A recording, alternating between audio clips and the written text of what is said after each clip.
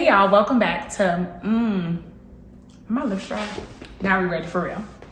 Hey y'all, welcome back to Made It to Medicine with Vix. And after speaking with several people, pre-med, medical, all the above, I was encouraged to share my personal statement with y'all. So before we get down to my personal statement, I have a few tips that I want you to take into consideration. Number one, create a theme for your personal statement, something that's going to flow throughout the statement to tell your story. And then don't just tell the story, but paint the picture. Be visual with it. Don't say, I want to be a doctor. Okay, girl, we know that. That's why you're applying to medical school. But the why is very important. And it's important to have an attention grabber because these admissions offices, they read so many personal statements, like hundreds of thousands or thousands of personal statements annually. And you don't want them to get to the first two sentences and be like, okay, I've read enough. Want to have something to draw them in. This could be a great time to address any red flags. Don't go on a long soliloquy about it, but just state like, this is what happened there and this is what I learned. This is what I gained from it. Be yourself, be authentic, be genuinely you, and give it time. You will not be able to construct your personal statement, like write it overnight, or maybe you will if you're really good at English and grammar. Not my strong suit, so that wasn't my story, but don't have too many eyes on it because you want the personal statement to still sound like you. So without any further ado, well, if you have any following questions, please hit me up down below in the comments or email me at madeittomedicine@gmail.com. So now, without any further ado, I am going to read my personal statement aloud to you. I do not think mine was super fancy or anything. Like, don't try to tell lies or make your story more grandiose than it needs to be. Seriously, just be you and it'll come across perfectly. So here we go. For Brittany, trying to squeeze in a run after a 9-hour shift while also dodging cars was a difficult task. People zooming by will often blow their horns for her to move out of the way, brewing frustration and making an already challenging responsibility nearly impossible.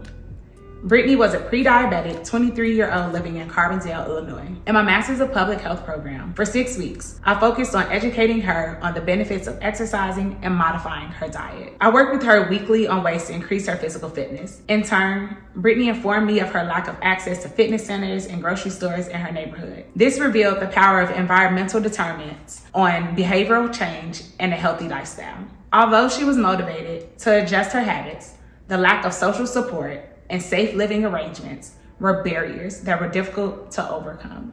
Through this class project, I learned of the intersectionality of personal and community health, social factors, available health amenities, and services in a community all influence individual well-being. Health disparities are not confined to a clinic or a hospital, but gravely affect people once they leave the doctor's office. I grew up on the south side of Chicago in an area that had few clinics that were representative of the community it served. My family has been plagued with diseases like diabetes, hypertension, high cholesterol, and glaucoma. My parents grew up in a time where if something was not broken, there was no need for it to be fixed. As I reflect on environmental and socioeconomic factors that impacted my relatives, I am quickly reminded that their conditions were preventable. Due to a lack of insurance, understanding, and confidence in the healthcare system, they avoided annual checkups for fear of receiving judgment.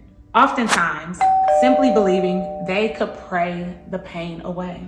This changed when they had kids. Even though I too grew up uninsured, my mother was able to take me and my siblings to a local health clinic for annual physical examinations. My pediatrician was socially aware of the issues her patients experienced and therefore provided holistic care. She treated both my mental and physical health while simultaneously building a rapport to garner a trusting relationship. I enjoyed going to this clinic because my doctor treated me as a person and not a statistic. From this experience, I realized that I wanted a career that involved serving underprivileged populations by integrating the patient's background, community, and environmental health into my practice. Currently, the global pandemic has exposed the inequality in healthcare in the United States and around the world. Minority working class communities have been affected and die at a greater rate compared to any other demographic.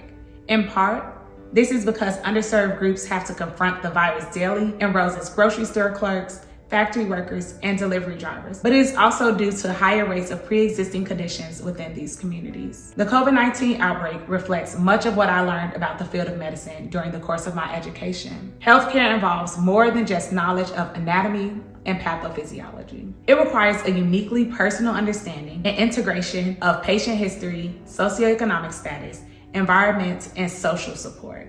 Ultimately, this pandemic has shown the importance of preventive medicine and finding creative solutions for supporting patients who live in densely populated areas. Although I plan to matriculate into medical school this fall, having completed 3 post-baccalaureate programs, my family was quickly faced with the harsh reality of COVID-19. This meant that academic resources were limited, my mental health was affected, and I had to deal with the loss of loved ones without the opportunity of a formal goodbye.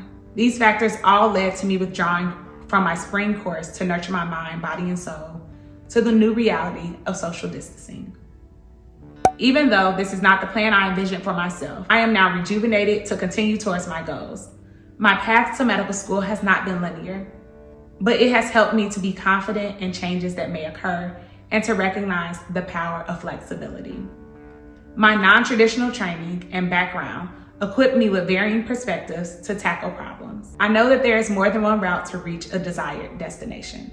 Ultimately, I plan to educate underserved communities of preventive health measures by providing supportive medical advice, a listening ear, and efficient quality care by looking at contributing factors that impact health.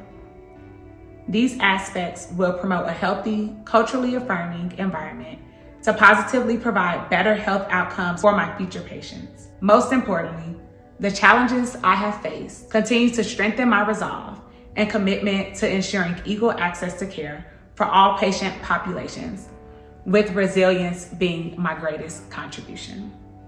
And that right there is the personal statement that got me accepted to medical school and got me 6 interviews last cycle for medical school. In my opinion, it's not something that's just like jaw-dropping or eye-turning, but from reading that statement, you did get to know more about me and my journey to medicine. So the biggest advice that I could give you is to truly be yourself.